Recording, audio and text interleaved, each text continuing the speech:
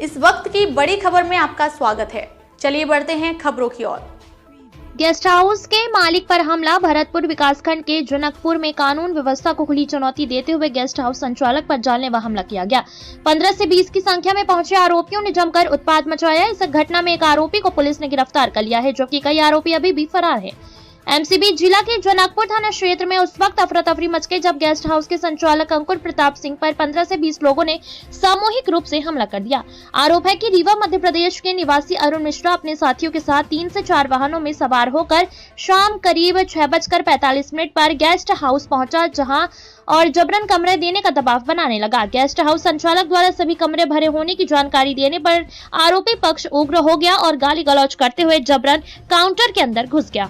आरोपियों ने काउंटर के भीतर घुसकर न सिर्फ मारपीट की बल्कि गोली मार देने तक की धमकी दी। आरोपियों ने काउंटर के भीतर घुसकर न सिर्फ मारपीट की बल्कि गोली मार देने तक की धमकी दी। इस दौरान काउंटर में रखी नकदी निकाल लेने का भी आरोप लगाया गया है। अचानक हुए इस हमले में से गेस्ट हाउस कर्मचारियों और आसपास के लोग दहशत में आ गए और बीच बचाव किया। विपिन बिहारी शुक्ला और आर्यन तिवारी सहित कई स्थानीय लोगों ने पीड़ित के आरोपी के चंगुल से बचाया और कुछ ही देर में करीब 200 से अधिक लोगों की भीड़ जमा हो गई।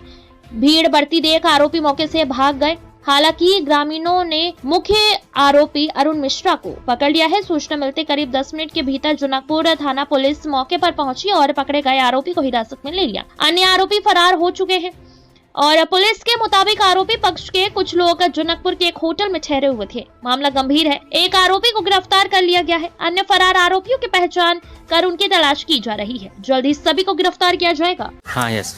कल शाम की घटना है। लगभग शाम को 6:30 बजे मैं अपने लाश पर बैठा हुआ था, तभी लगभग 3 या 4 गाड़ी में लगभग 15-20 लोग आए और आकर के मेरे से वहाँ पे धक्का मुक्की करने लगे। मैं अपने काउंटर पर बैठा हुआ था, मैं कुछ समझ नहीं पाया क्या हो रहा है। इतने में एक डॉक्टर करके है वो काउंटर के अंदर घुस गया और कुछ लोग वहाँ पे जो काउंटर पे मेरा पैसा रखा हुआ था उसको भी वहाँ से निकाल लिए और कोई कारण हम समझ ही नहीं पाए कि किस कारण से ऐसा हो रहा है। और 20 लोगों ने अचानक कल रात को हमला कर दिया। मैंने इसकी जानकारी टीआई जनकपुर को दी।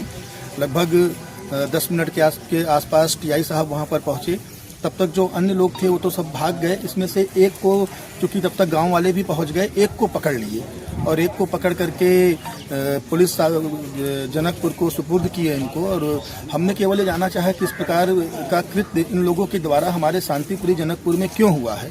पर अभी आज सुबह का 11 लगभग बज रहा है, 12 बज रहा है और अभी तक टीआई साहब कोई जानकारी नहीं दे रहे हैं। मेरे साथ जो लूटपाट हुई उस पर एफआईआर नहीं लिख रहे हैं और उसको जो आरोपी है जिसको गांव वालों ने ही सुपुर्द किया हुआ है यहाँ पर, उसको यहाँ पे टेलीफोन की सुविधा दे करके रखे हुए हैं। वो बाहर फ़ोन करके मेरे ऊपर इधर उधर से दबाव भी बनवाने की कोशिश कर रहा है।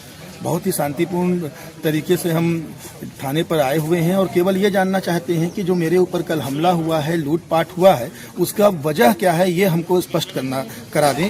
और टीआई साहब, बहुत खेद का विषय है कि इस पे सहयोग मुझे थाना जनकपुर का नहीं मिल रहा है।